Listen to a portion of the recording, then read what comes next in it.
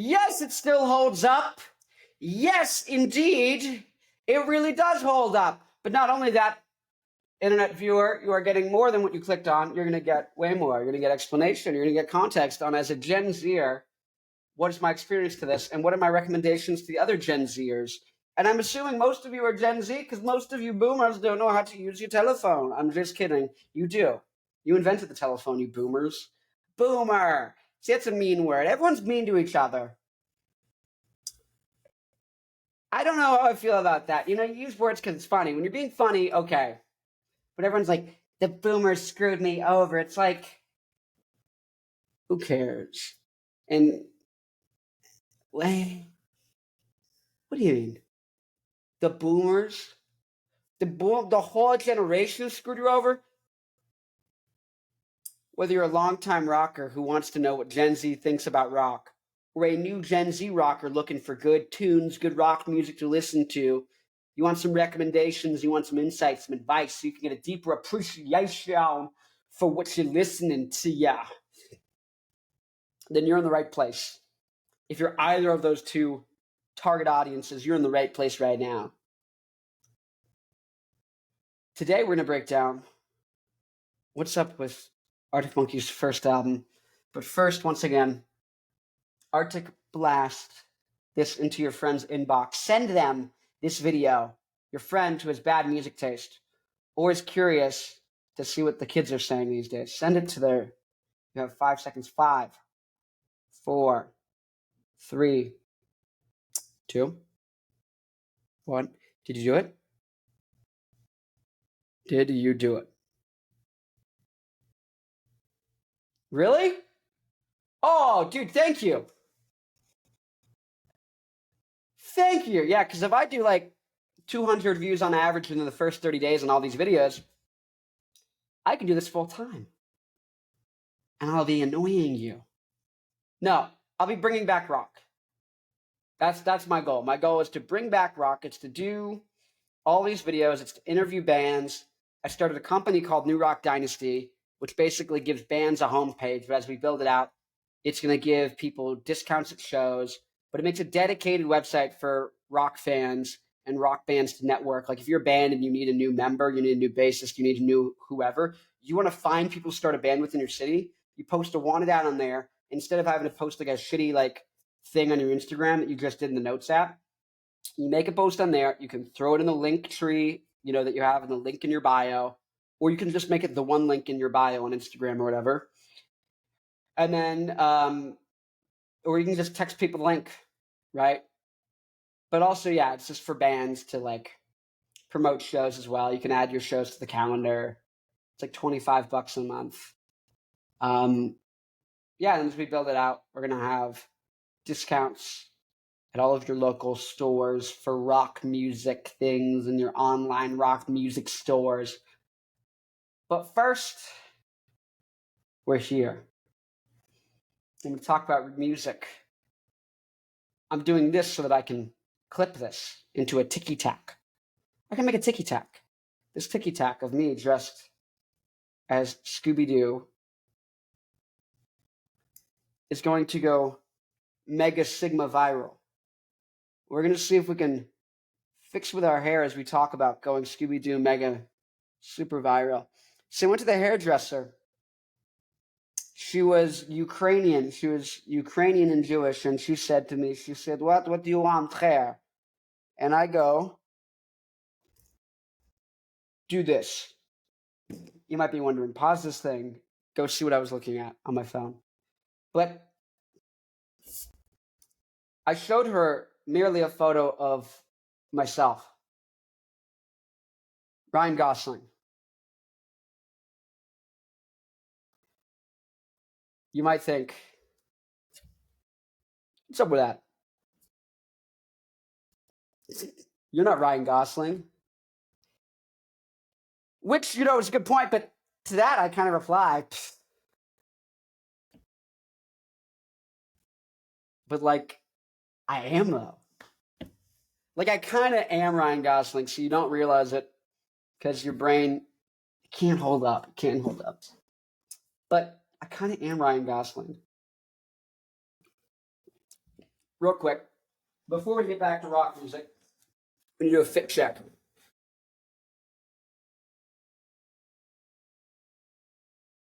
I didn't put on real pants. I didn't put on real pants. Who didn't put on real pants? I didn't put on real pants. Behind the go through to the bit where you pay, and then that is fine. And lay the time to walk back 10,000. Swap jumpers and make another move.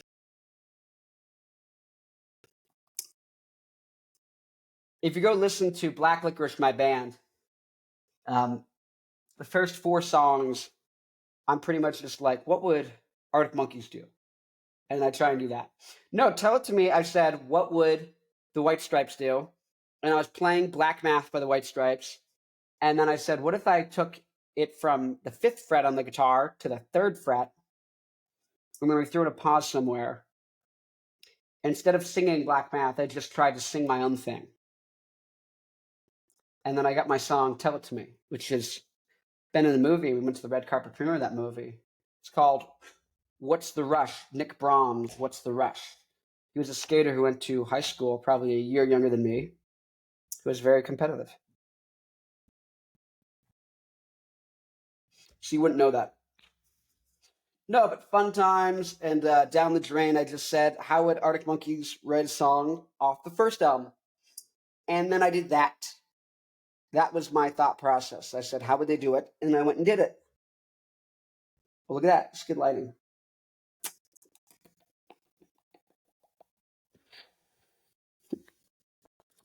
It's a party, people. Now, what do I feel about this album? Honestly, this was the best era. So if you go look at 2006, this is when you want to watch Arctic Monkeys. You want to go live Arctic Monkeys at Glastonbury, or I forget there's another one, but you want to go look at Arctic Monkeys live 2006. So good. 2007, also amazing. But this is when they still had that, like, that pain and that fury and that emotion. This is when I felt it. It hits so hard, it hits me there. It really brings me to a different place. It gets me like in touch with myself, and I feel like I have a deeper like understanding, and I get a catharsis and a relief that I don't get otherwise from listening to this record. It's the same way I feel about any good record.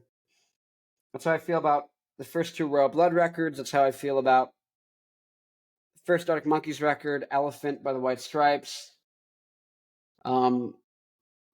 Just any record like that. Oh, Era Vulgaris by Queens of the Stone Age. That's amazing. But it takes me, it's not even like these are the most well-constructed records. They're like the best songs. They just hit me. And they actually like, it doesn't matter what emotion I have, good, bad. It gets me in touch with myself, and I know who I am again.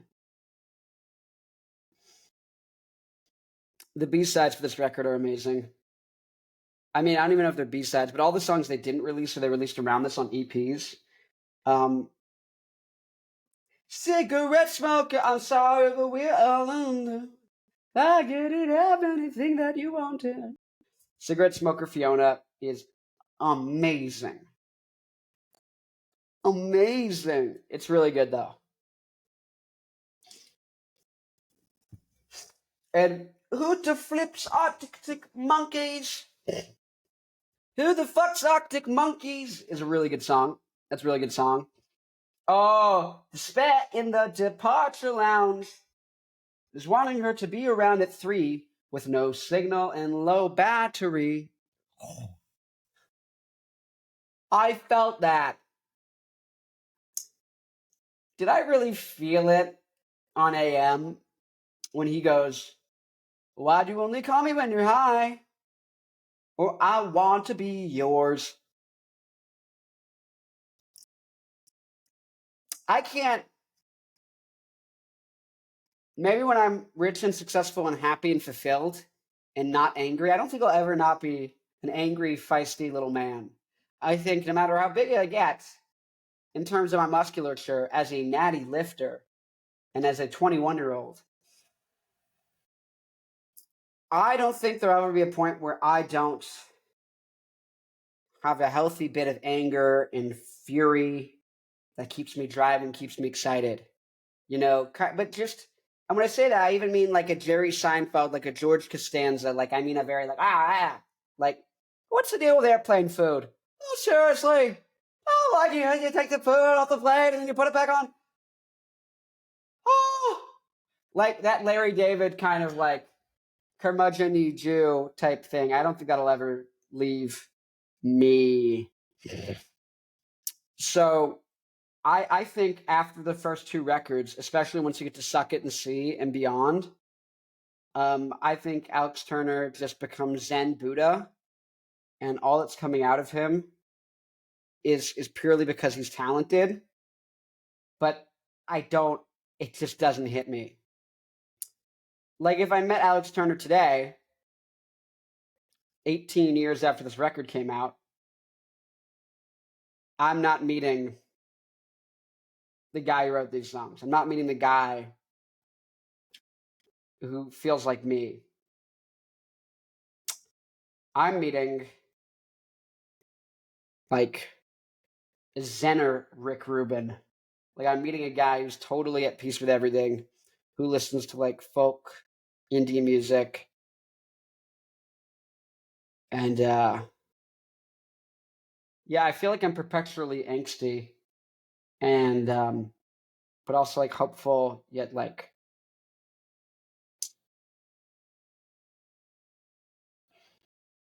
there's something about saying like blood, death, sadness that's like doesn't really hit for me. That's why like emo stuff like never really resonated. But stuff that just gave me that emotion, that really hit. It made me feel understood. It felt real. And that's kind of how this album, and like the same hope, all those emotions, I feel them, versus emo music, they're just like, I'm angsty. I don't feel the angst. Even like Limp Bizkit, like I feel the angst. Korn, like System of a Down. Talk about System of a Down's first record. Oh my God. You could work out to that record. Royal Blood's first two albums, System of a Down, and likewise this record. I feel the same way. And this is their best record. The photo, I kind of like the art of Adam Sandler. I really like Adam Sandler on the cover of Arctic Monkeys' first album. And I feel so sad that, like, anytime I talk to Americans, even if they're in bands, they don't know Arctic Monkeys. Like, and if they do, they know AM, which is fine. When we talk about that, I'm probably going to have my brother on who really loves that record. And he's going to have a lot to say. I didn't listen to it. I've heard the whole thing. I could probably, down, down, your battery, shake it, baby, snap out of it. I could probably sing every song. But like, Are You Mine is a banger. Here's what it is. The songs that are amazing on that are like 10 out of 10. The record as a whole is like a 7 or a 6.5. I can't listen to that record like all the way through. And that's on like the emotional part, like raw musicality and like being well written. Yeah, it's a 10 out of 10. Hitting me and doing something for me, like where this is life changing, 4 out of 10. This record is like, the first record is like a 9 out of 10 for hitting me, like for the songwriting and being amazing and great, maybe a 10 out of 10. But it hits me at a 9 out of 10. This record fills me. I fill up with all the right emotions and clarity, and I get a level of in tune with myself and the universe. Like my body and my subconscious link up with my mind and my emotions and my thoughts and my vision. Everything comes into color. Like the lights really fully. I feel everything when I listen to this record. I don't feel anything when I listen to AM. I just go like, oh, look, Arctic Monkeys. Like, it's fine. It's fine. And that's the only record people know when you come to America. They know that one. And even if I talk to people in bands, they don't even know the whole record. They know, do I want to know? They know friggin' Home Depot song. Do you drive a Ford? Do. I want you to drive Ford. GMC, American made. It's like, oh no, Alex Turner, you were in LA in your Tumblr era and you were enjoying yourself and having a good time, which is all well and good for you. But I don't feel anything when I listen to AM. When I listen to whatever people say I am, that's what I'm not. I feel everything. I feel my life. I feel my death. I feel my birth. I feel everything. And I feel that on the second album too. Humbug is great. We'll get to Humbug. We'll get to the second album. But with this one, it's just such a shame that no one in America knows this. It's so sad. And this is, if you go look at their live videos, this is the best era. Even like Leave Before the Lights Come On. That is a banger. Banger. And they're never doing that again. I think there is something to be said about when you have the constraint of just like, we have 4 instruments. We can double track stuff and maybe add some synths and things here and there, but we've got 4 instruments and 4 guys who can do backup vocals / vocals together. That breeds you having to be creative. Also, the call and response thing of the guitars, that's brilliant. That's my favorite. It's one of my favorite things ever. I love the band Oingo Boingo, and so much stuff they do has like great call and response between their horns and their saxophones and like their guitar and their vocals. All the kind of like lead instruments doing lead melodies. That's what you get. That's what you get kind of here. Like the arrangement, the composition, it's just so like they're really writing something. They're really writing something. They're not phoning it in. It's not like Are You Mine is great, but it feels like they wrote a really good song and they said, let's make parts drop out here and there. They didn't like write things to like come together in the way they do on this first record. Who's a similar artist? No one.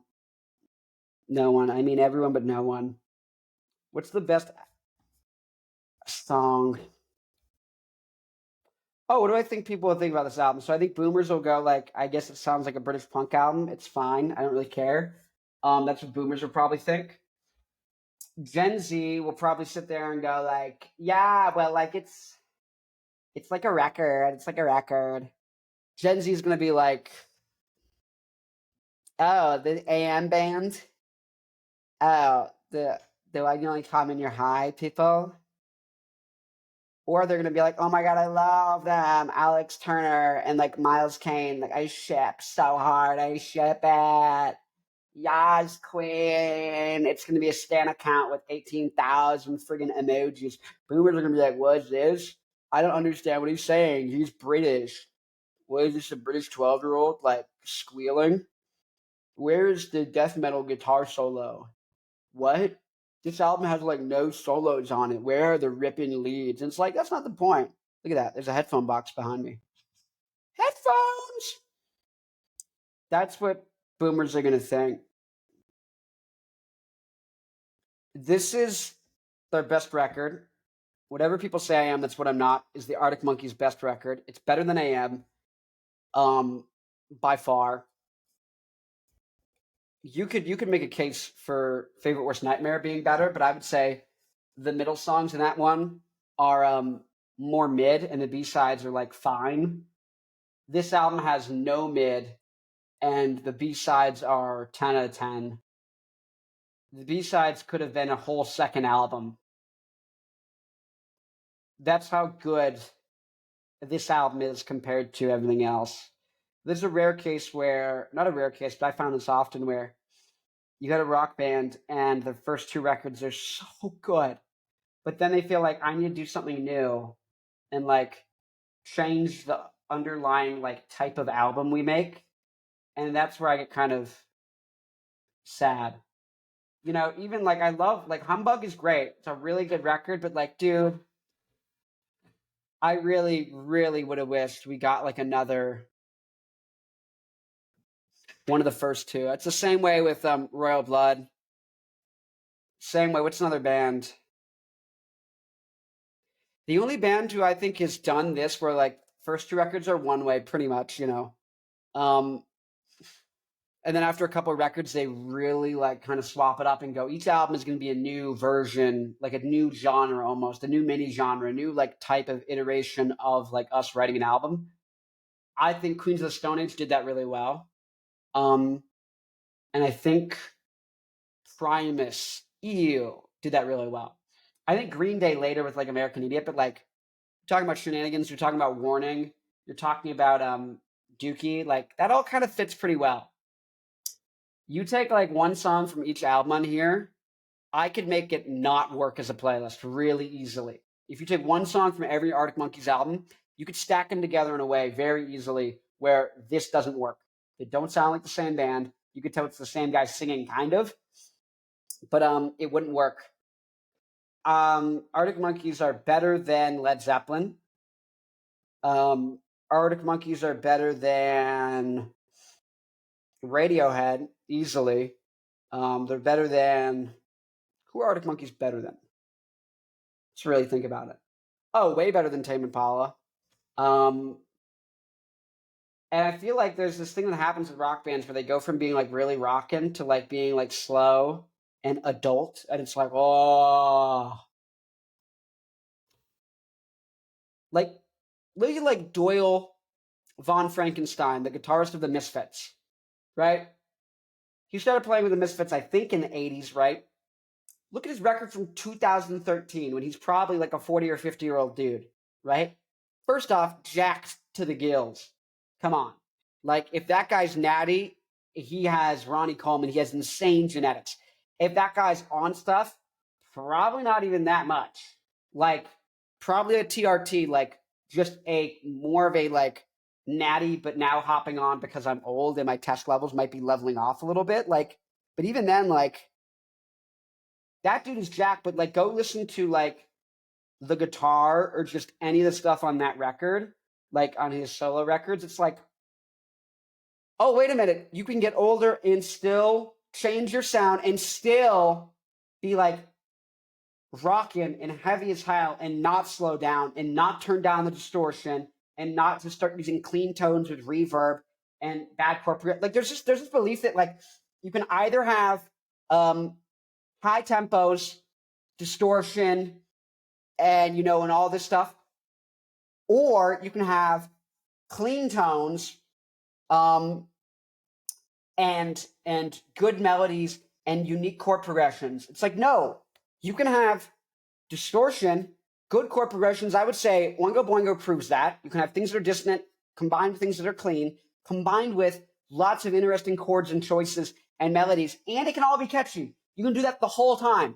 You don't need to be like, well, now we're going to become mature and we're going to slow down and put away the distortion pedals. I think that's what people say about like metalcore bands. I don't really listen to metalcore. They say like, oh, they took away the distorted guitars and they got a hollow body and they're not screaming anymore and they're doing like bad indie music. And you're just kind of like, oh, I see why that's a pattern. I love Franz Ferdinand. Franz Ferdinand's great because they've never used that much distortion. But even on like Tonight, Franz Ferdinand's now as a band that every album is different, but they're all amazing. I like to say that Franz Ferdinand has 5 greatest hits records. That's what I like to say about Franz Ferdinand. 5 greatest hits records. Royal Blood did really good. Their 4th album is really good. I didn't like any of the songs the first time I heard it. Now I love them. I just sat on the treadmill for Royal Blood, that 4th record. I listened to it over and over and over. And I love it. It's so good. That one really grew on me. But yeah, I think Arctic Monkeys is a good example of a band where they're clearly still like the greatest band of all time. But oh my God, their first record, record 1, greatest record of all time. Raise 2, record 2. Second greatest record of all time. Record 3, really good. Surprisingly, like Cornerstone and all the other ones that are slower are really good. They really hit compared to the heavier stuff.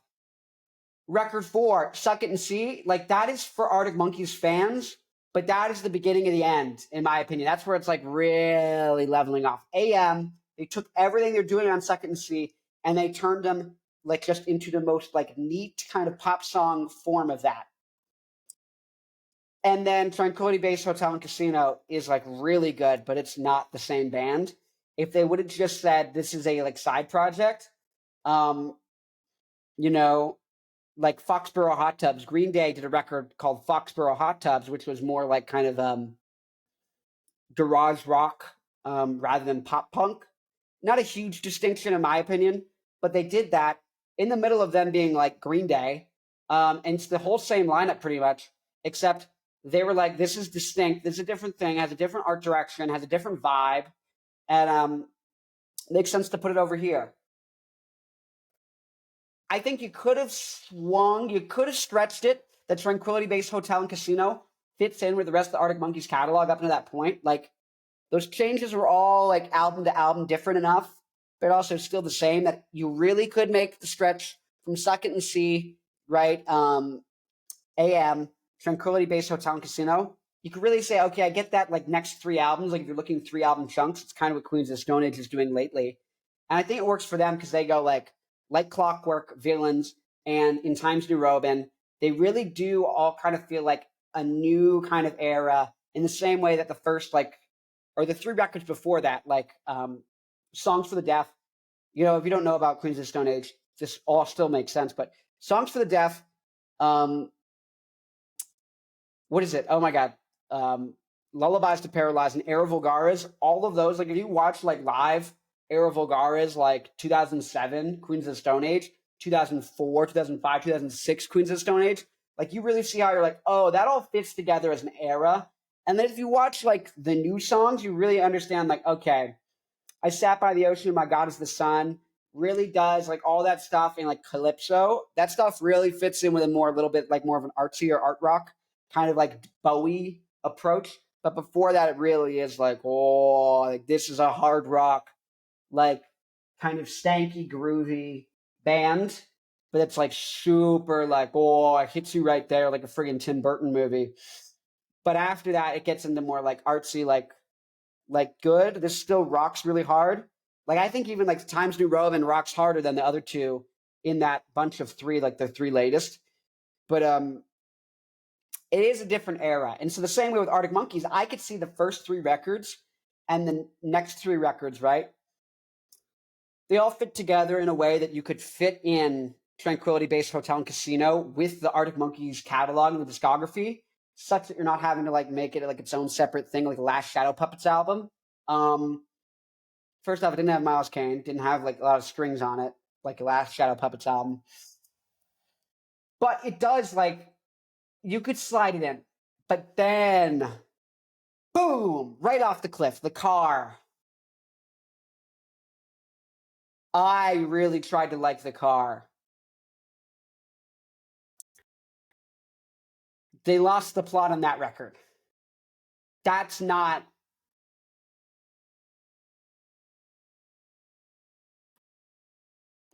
They're so successful and famous they could put out anything.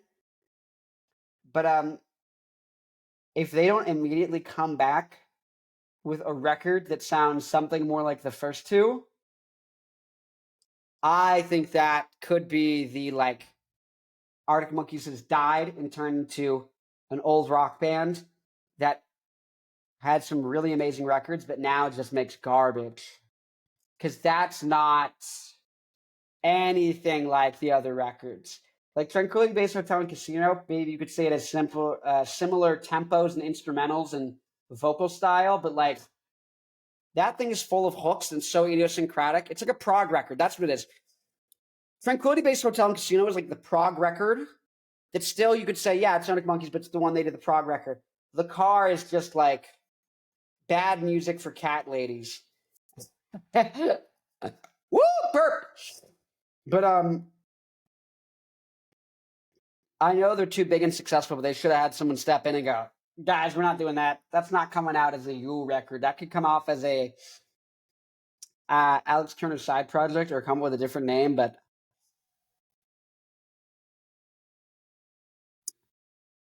so that's kind of what I got to say on that. What's the recommendation for this record? Oh, dude, listen to the whole thing top to bottom, do it on a road trip, have the windows down, have the music up, and be driving with your friends, wherever you live. This is amazing. It's fun. Go check out the B-sides. Go check out Cigarette Smoker Fiona. And just look at anything that came out in this era. Listen to every single song. Despair in the Departure Lounge is so good. Listen to that. But View from the Afternoon, if that doesn't get you, I bet you look on the dance floor. If that doesn't get you, Fake Tales of San Francisco. And if that doesn't get you, go to you probably couldn't see me for the lights, but you were staring straight at me. Still Take You Home. If that doesn't get you, go to perhaps Vampires a Bit Strong. This is a record where you listen to everything, even a certain romance. Dun dun dun dun dun dun dun dun dun dun dun dun.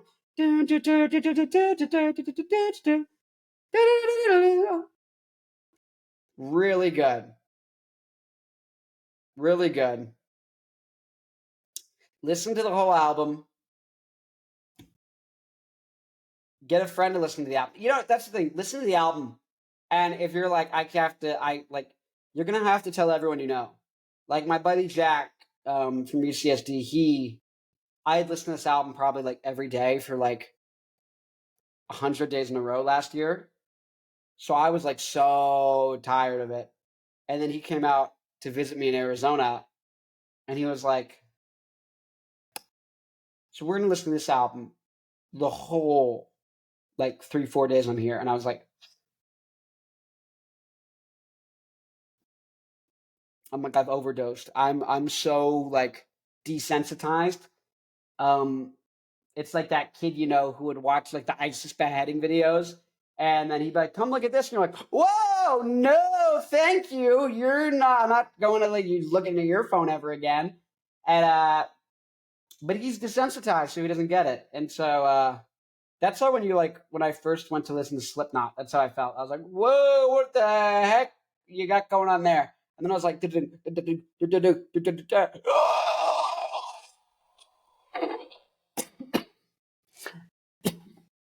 then I got it. Anyways, thank you for watching episode. It's either 13 or 14 of the Rock Show with Connie Farrell. But I'll see you little TikTok kittens in the next one. Right now, go Arctic watch my favorite worst nightmare, the second Arctic Monkeys album. Go watch my video on favorite worst nightmare within the next 5 seconds. You have 5 seconds to click on favorite worst nightmare, the Rock Show episode.